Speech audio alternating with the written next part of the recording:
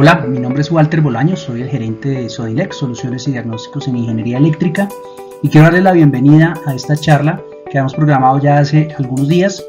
Vamos a hablar un poquito de lo que es la gestión de la energía reactiva, que tiene que ver mucho con las resoluciones CREC 015 y CREC 199. Ya más adelante les vamos a dar un poquito de detalle al respecto. Muchas gracias por asistir, muchas gracias por manifestar interés hacia esta presentación. Esperemos que colme sus expectativas. Bueno, primero que todo, contarles un poquito de quiénes somos. Sodilex es una compañía de ingeniería eléctrica que nació hace un poco más de 13 años. Basamos nuestra propuesta de valor en la continuidad en la operación de forma segura y de forma eficiente para los activos eléctricos de nuestros clientes, básicamente traduciendo esto en mayor confiabilidad. Lo hacemos a través de 4 líneas de servicio, las cuales son diseño, construcción, mantenimiento y asesoría. Si bien la asesoría debe estar y lo está metida transversalmente e implícitamente en todas las otras 3 líneas, en algunos casos se requieren servicios especializados como el levantamiento de información, medición de parámetros eléctricos, actualización de diagramas unifilares, diagnóstico de condiciones de cumplimiento RETI, y esto es lo que dejamos de manera específica en lo que tiene que ver con asesoría. Básicamente esto lo aplicamos a 2 grandes grupos de clientes, que son los que tienen edificios y plantas de producción. Ya les voy a contar un poquito más acerca de cuáles son los clientes que están dentro de este pool de posibilidades que tenemos. Algunas cifras de nosotros.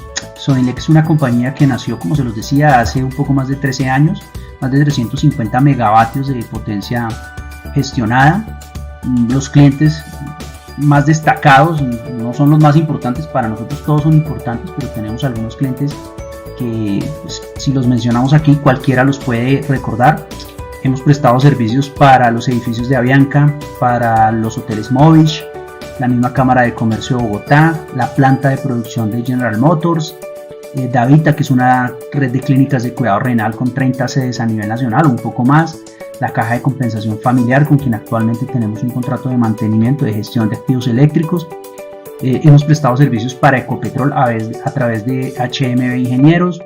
El Banco Popular es un cliente con el que estamos trabajando hace relativamente poco, y pues tenemos muchos otros clientes en todos estos sectores y muchos otros a los que pues lo que buscamos es aumentar la confiabilidad de sus activos eléctricos.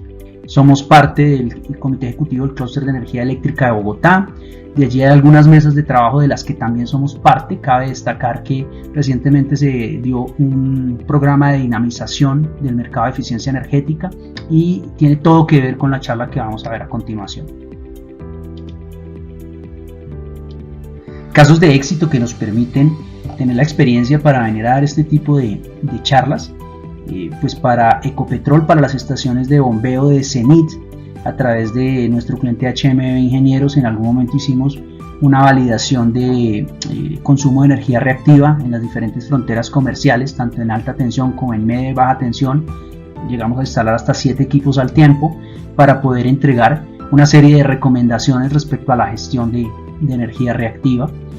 Para Avianca hemos hecho gestión importante de activos eléctricos en sus edificios. Hemos hecho para el mismo Ecopetrol también en el edificio San Martín una actualización de diagramas unifilares, un diagnóstico de condiciones RETIE y en general de cumplimiento de condiciones de seguridad del edificio. Eso también lo hicimos a través de HMB. Son algunos casos apenas, aunque hay muchos más para contar, pero pues no se trata de quedarnos aquí hablando de los casos de éxito, sino de poder participar en darles la continuidad de la charla. Bueno, vamos a entrar en materia. Entonces vamos a hablar un poquito de qué es la energía reactiva y cómo impacta a los usuarios, cuál es este tema económico que se puede llegar a dar. Entonces no se trata de que leyamos acá las diapositivas, sino de contarles un poquito las diapositivas. Seguramente les vamos a enviar la presentación completa para que ustedes la puedan ver y puedan leer esto, pero básicamente de lo que hablamos aquí es la tecnología que tenemos actualmente hace que tengamos elementos cuyo consumo de energía o forma de trabajar consumen una energía que tiene 2 componentes, un componente activo y un componente reactivo. Básicamente el componente activo es el que se convierte en trabajo El componente reactivo es un componente que es de consumo de energía, pero que no se convierte en trabajo. Digamos, si lo llevamos a unos términos muy prácticos, es como cuando compramos, no sé, una yuca. La cáscara normalmente no la utilizamos, no nos es útil, pero es parte del elemento, de lo que estamos comprando. Entonces, cuando la pesan, esta yuca pesa 1 libra, pero puede tener un 5% o un 10% que corresponde a la cáscara. Cuando utilizamos energía, no toda se convierte en trabajo útil, toda no se convierte en movimiento o en calefacción o en lo que necesitamos que se convierta, y hay un componente que se desperdicia. Y ese componente, si supera ciertos límites, es castigado por estas resoluciones de las que ya vamos a empezar a hablar. Entonces, como nos lo muestra aquí la diapositiva, básicamente, pues la potencia activa es la potencia que realmente se convierte en trabajo, en algún tipo de energía diferente a la eléctrica, en energía mecánica, en energía calórica, en energía lumínica. La potencia reactiva es ese porcentaje de esa energía que no se convierte en energía útil, y las unidades de medida para la energía activa son los vatios, para la energía reactiva son los voltamperios reactivos, que básicamente es el resultado de multiplicar voltios por amperios. La potencia aparente es la totalidad de la energía que está consumiendo el elemento, es decir, la suma de la activa y la reactiva. Y el factor de potencia es básicamente la relación que hay entre cómo se comportan esos dos tipos de energía. Lo vamos a ver un poco más adelante. Cuando hablamos de un factor de potencia ideal que fuera 1, quiere decir que la energía se está convirtiendo toda en energía activa, toda en trabajo.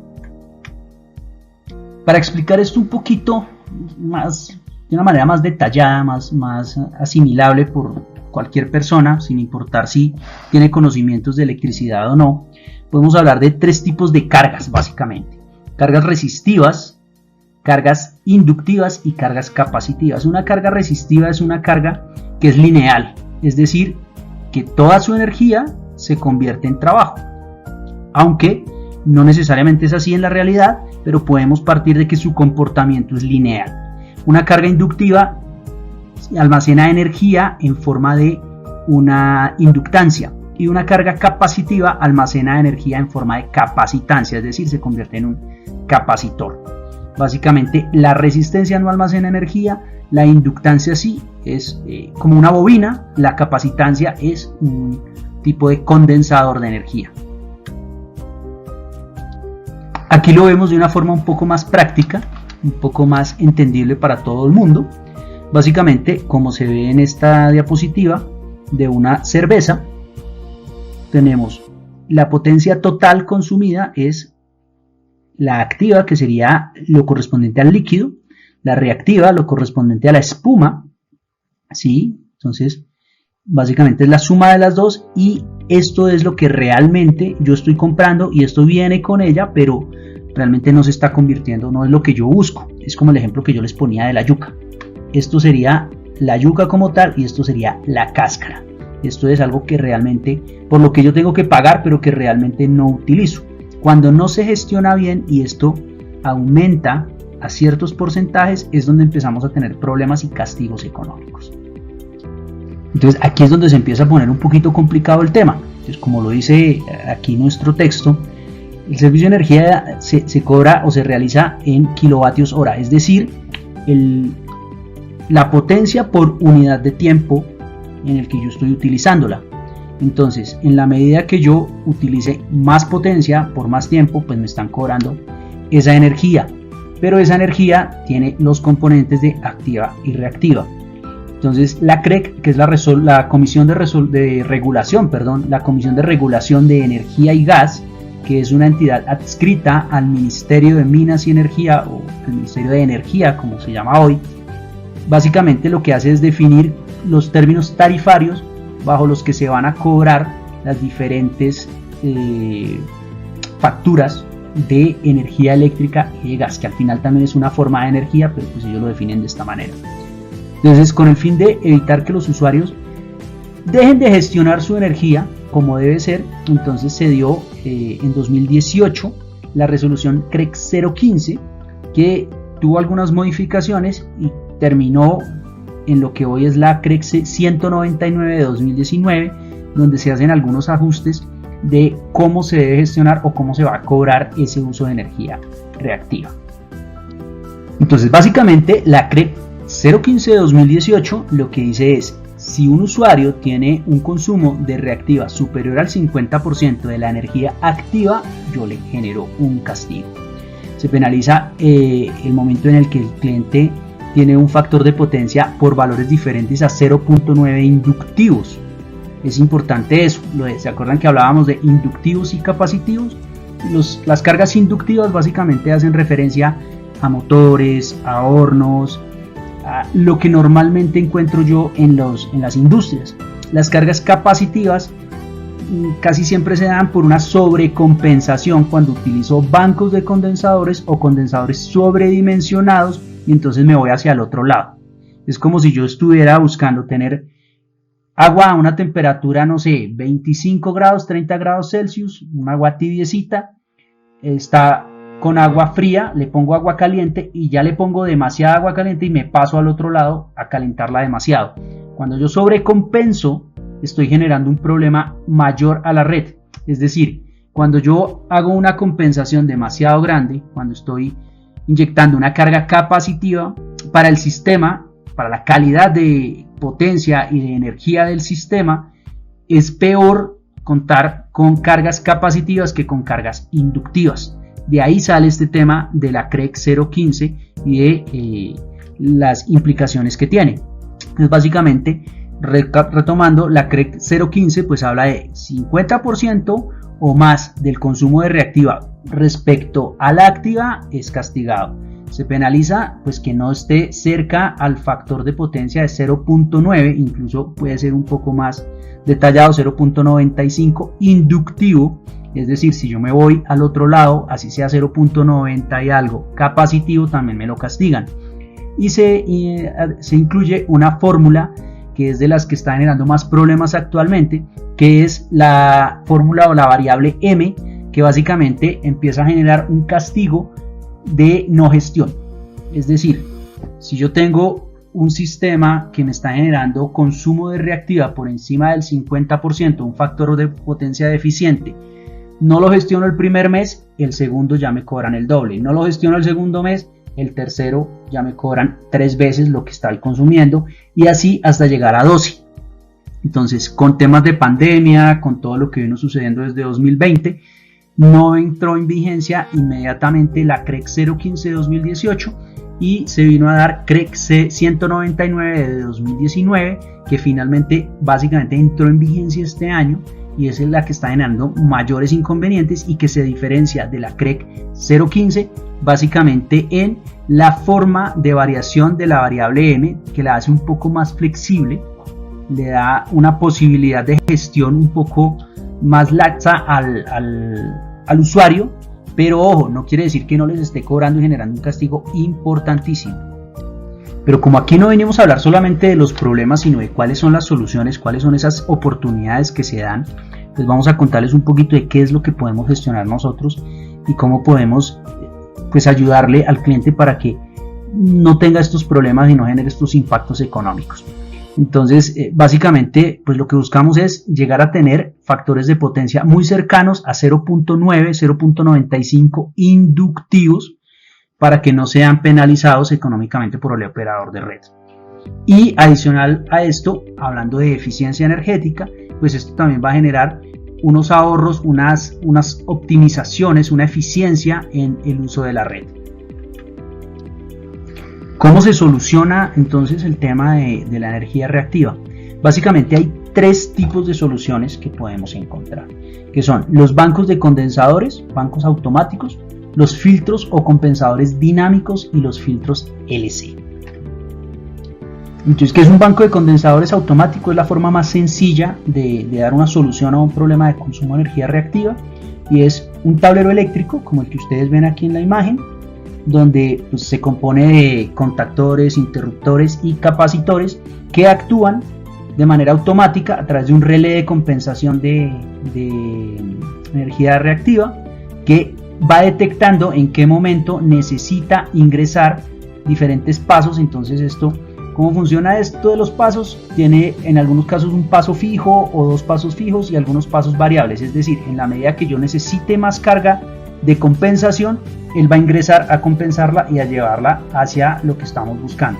Cuando hay menos carga, que el consumo o la carga inductiva se reduce, pues él inmediatamente va detrás quitando los pasos para que no se nos dé una sobrecompensación, ¿vale? Básicamente estos son bancos o tableros que tienen elementos electromecánicos, contactores de ciertas características específicas, no es cualquiera, eso se debe mandar a hacer bajo un dimensionamiento específico. Ya lo vamos a ver cómo se dimensionan, se especifican estos tableros, y al final pues es tratar de ir lo más cercano a la curva de factor de potencia que tengamos para que se mantenga muy cerca de lo que nosotros requerimos.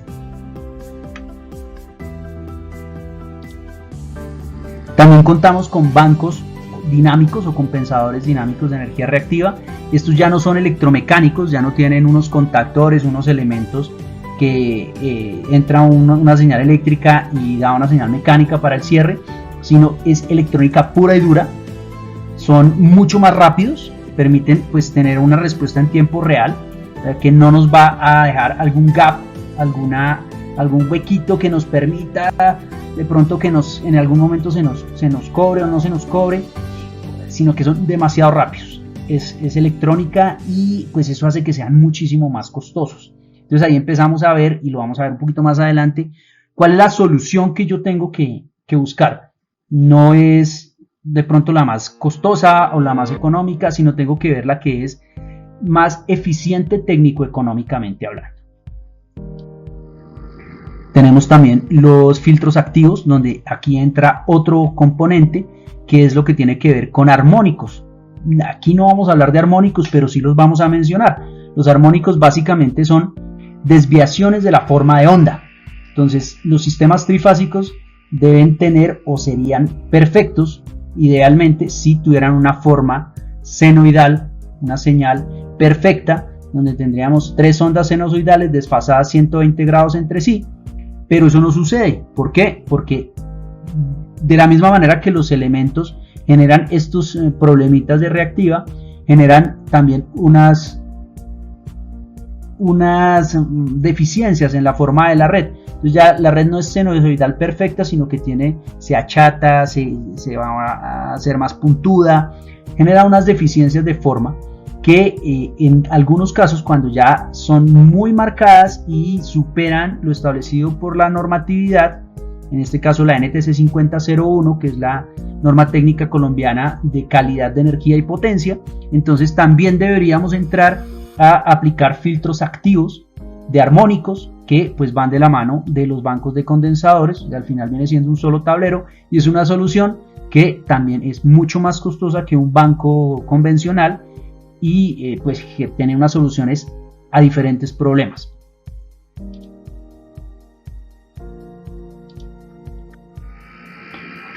Entonces, ¿cómo seleccionar la indicada? ¿Cuál es la solución por la que yo debo optar? No necesariamente, como se los decía hace unos minutos, es la más costosa, tampoco la más económica. Es la que realmente funcione para mí y sea la más eficiente, insisto, técnica y económicamente. Entonces ustedes ven aquí, esto es un ejemplo básico de lo que nosotros hacemos, que es hacer unas mediciones con bancos de condensadores, con el banco de condensadores apagado, con el banco de condensadores encendido, para ver cómo se va comportando la red, y vamos mirando el factor de potencia. Entonces si ustedes ven aquí, oiga, aquí está muy cercano a 1, pero en algunos momentos está sobrecompensado, en algunos momentos está por debajo. Entonces es entender cómo se está dando. Entonces, si mi problema es únicamente de factor de potencia, probablemente yo con un banco de condensadores esté listo. Pero yo tengo que mirar otras variables. Tengo que mirar el porcentaje de armónicos, la distorsión armónica en tensión, la distorsión armónica en corriente, y de ahí yo debo decidir si eso me está generando un problema de calidad de energía y de potencia que me pueda ser castigado o que me pueda generar problemas en el resto de mi sistema, Si es así, pues yo tengo que pensar ya en una solución un poco más grande, un poco más costosa, un poco más efectiva, como pueden ser estos condensadores o estos compensadores dinámicos o estos filtros activos. Entonces, conclusión, todo depende de cómo esté mi sistema. Entonces, vamos a ver aquí algunas preguntas que seleccionamos para dejar aquí en el resumen. Básicamente, aquí una de las preguntas que nos hacen es: venga, y si yo tengo un sistema que viene funcionando con un banco de condensadores, me están cobrando por reactiva, ¿debo cambiar necesariamente mi banco? La respuesta es no, no necesariamente.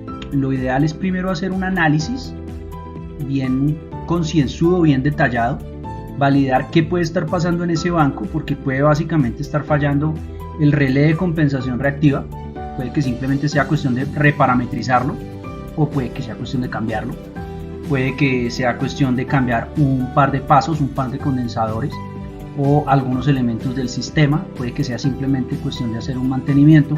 Entonces, de las primeras recomendaciones es: si ustedes tienen un banco al que no le han hecho nunca mantenimiento o hace mucho tiempo que no se lo hacen, lo primero es hagamos un mantenimiento del banco de condensadores. Los bancos de condensadores deberían estar incluidos en los planes de mantenimiento de los tableros asociados a subestaciones, pues para poder validar en qué condiciones se encuentran, hacer algunas mediciones periódicamente también de condiciones de parámetros eléctricos, una medición de parámetros eléctricos de 24 horas o de 3 días o de una semana. Digamos que inicialmente con 24 horas podría yo ver ciertos comportamientos, pero esto todo depende de cuál es el ciclo en el que trabaje mi planta o en el que trabaje el elemento que quiero revisar. Si él tiene ciclos donde tiene paradas, arranques de máquinas en diferentes días de la semana, pues no hay nada que hacer, yo debo hacer una medición durante toda la semana. Si todos los días yo tengo un comportamiento muy parecido, muy cíclico, de 24 horas, pues con una medición de 24 horas seguramente yo lo voy a poder hacer. Incluso en algunos casos podemos hacer mediciones más cortas haciendo apagados de los bancos de condensadores. La gran ventaja es que con que yo apague el banco de condensadores no voy a tener que dejar de hacer mi producción o de operar como lo hago normalmente, sino simplemente yo apago el banco, hago una medición, vuelvo y lo pongo a funcionar, hago otra medición y me doy cuenta cuál es el comparativo, la gráfica resultante con y sin banco. Entonces, a partir del comportamiento con y sin banco, puedo determinar qué es lo que está sucediendo. Insisto, repito, puede ser simplemente reparametrización, puede ser cambio de algún elemento, o puede ser realmente ya la necesidad de cambiar un banco completo por una solución nueva. Puede que yo esté sobrecompensando y lo que necesite es retirar un condensador, y poner 2 o 3 que pueden llegar a sumar lo mismo o un poco menos, pero que me permitan una mayor sensibilidad del sistema, que la precisión y la cantidad de pasos me permita un control mucho más preciso, porque ya no voy a tener, no sé, pasos de 20 kVAR, sino de 5 kVAR. Entonces un solo paso de 20 me va a dar un control mucho más complejo que si yo lo hago con 4 pasos de 5, puedo ir de una manera mucho más lenta para llegar a tener la solución. Ahora que si yo lo que veo es que necesito una solución que también me lleve inductancias, que me lleve reactancias inductivas para la sobrecompensación, también se puede dar y también existen soluciones en este aspecto, ¿vale? A ver, miremos otra pregunta de las que tenemos por aquí seleccionadas.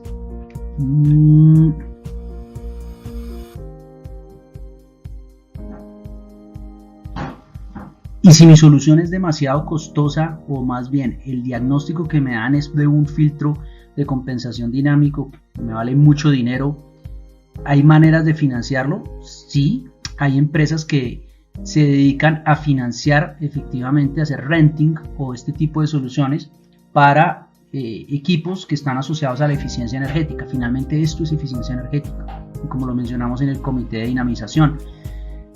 Lo que necesitamos es que más gente se le mida al tema de eficiencia energética. Este comité de dinamización lo que hace es juntar la oferta y la demanda. La demanda, pues todas las empresas que tienen algún tipo de inconveniente, que les están cobrando, que tienen alguna necesidad y que están viendo cómo carajos hacer para que poder solucionarlo, pero que a veces pues, realmente las inversiones no dan para esto, pues ellos necesitan invertir más en equipos que sean productivos, que les funcionen para lo que lo que es su core de negocio. Entonces hay otras compañías como nosotros que hacemos el tema del diagnóstico y la determinación de cuáles son las mejores soluciones, y existen otras compañías que se dedican a hacer financiación y que esto se convierte y pase de ser una inversión a ser parte de la operación, que pase del CAPEX al OPEX y así amortiguar muchísimo más y que sea mucho más manejable el tema de lo que yo tendría que gastarme en la compra o adquisición de estos elementos, sino que lo pueda hacer con una figura de tipo renting, una figura tipo leasing, que pues me permite gestionar de mejor manera estos activos eléctricos para poder tener esa gestión de eficiencia energética. Y bueno, de ahí para adelante pueden haber muchas más cosas alrededor de la eficiencia energética. Puedo tener mediciones desde el barraje principal, barrajes secundarios, mucho más abajo, en la medida que el tamaño de mi sistema lo requiera y que los problemas que esté presentando mi sistema lo requieran. Entonces, pues como lo decía, todo depende de cuál es mi necesidad y qué es lo que yo quiero. Al final del ejercicio, básicamente existen muchas soluciones, desde unas muy económicas hasta unas muy costosas, pero todo depende de hacer un correcto diagnóstico. Pues por acá me preguntan también, ¿cuánto puede costar un análisis de calidad de energía? Depende. Existen empresas que cobran desde, no sé, 600,000, 700,000 pesos, otras que cobran 3, 4 millones de pesos. Todo depende también del equipo, de lo que yo quiera ver, de la cantidad de muestras mínima que pueda tener. Entonces hay equipos clase A, clase S que me permiten validar periodos de tiempo muy cortos. Los equipos clase A pueden medir hasta cada segundo o cada 10 segundos, cada 10 segundos, cada 1 minuto, cada 10 minutos, depende lo que yo quiera ver y para qué me va a servir esto. ¿Qué tan rápido, cada tanto tengo que ver yo esa foto de cómo está mi sistema? ¿Qué tan viable es para mí? ¿Qué tan funcional es? O puedo hacer una medición mucho más sencilla. Insisto, depende. Todo depende de las necesidades de mi sistema. Entonces básicamente eso era lo que tenía para contarles, para mencionarles. Muchas gracias por acompañarnos, por compartir con nosotros, por esas preguntas. Esperemos que puedan surgir muchas más. Esta charla la vamos a compartir nuevamente a vuelta de correo, de la misma manera que hicimos la invitación, para que pues de allí también nos respondan con algunas preguntas que les puedan surgir. Muchas gracias por acompañarnos. Feliz semana.